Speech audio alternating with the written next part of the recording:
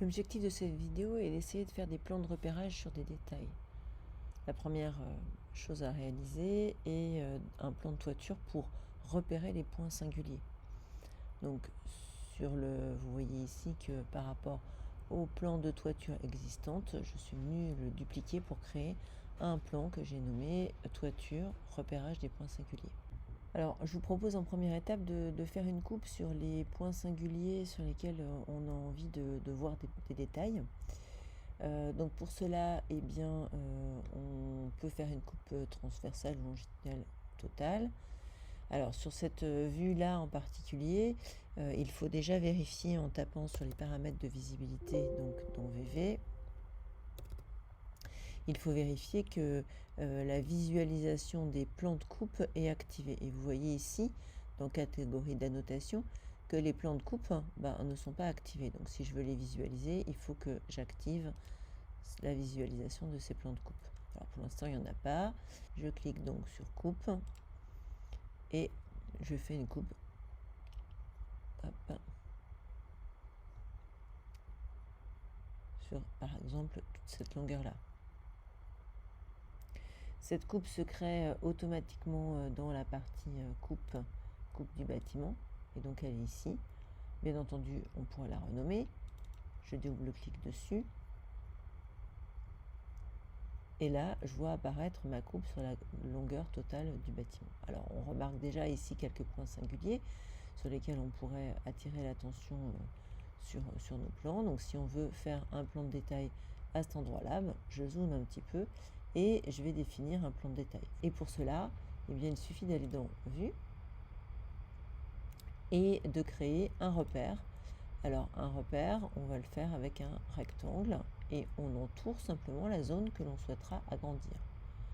Alors là, on se retrouve avec ce détail. On peut déplacer évidemment l'objet ici. Et cette coupe de détail apparaît automatiquement ici dans l'arborescence. Vous voyez, repère 1, coupe 1, repère 1. Évidemment, on peut lui donner un autre type. Là, on est dans un coupe de bâtiment. Et puis, on pourrait lui dire, mais non, c'est une vue de détail que je veux. Donc ça, c'est une vue de détail. Et dans mon arborescence, une coupe qui s'appelle coupe 1, c'est celle dans laquelle je suis. Et ma vue de détail qui apparaît ici, directement. Donc, tout simplement, je clique sur cette vue de détail. Et là, je vois uniquement la partie qui m'intéresse. Ces éléments, c'est de modifier chaque couche des murs ou des dalles multicouches en éléments simples. Par exemple, on le modifie indépendamment. Par exemple, ici, on a ce mur qui constitue le mur inférieur de ma toiture terrasse, qui est constitué, quand je vais dans modifier le type, je vois sa structure, c'est constitué d'un isolant rigide à l'intérieur, donc là vous voyez que c'est marqué extérieur, mais c'est une erreur, de 15 cm, d'un mur porteur de 20 cm et d'une finition en pierre en extérieur qui fait 3 cm.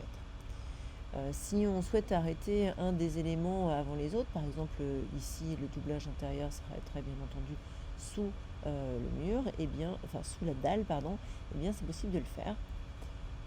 Assez simple. Il suffit, pour modifier uniquement cet élément-là, de venir dans Vue, profil de coupe. On va faire un profil de coupe par face en sélectionnant cet objet. Et sur cet élément-là, je lui dis, je veux m'arrêter de ce côté-là en conservant.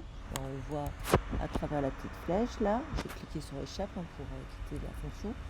Et si je clique là, je conserve soit la partie du haut, soit la partie du bas.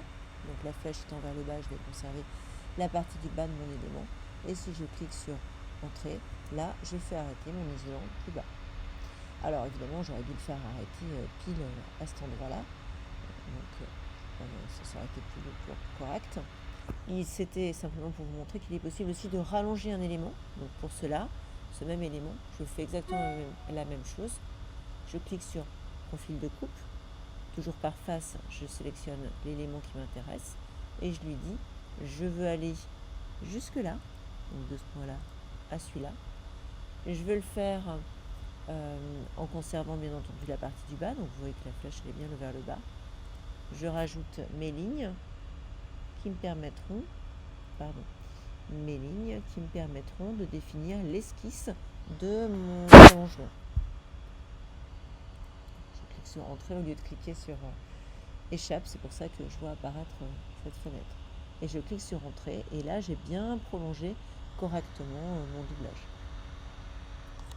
Voilà donc une première façon de modifier les coupes de détail en modifiant chaque couche qui constitue mes éléments multicouches.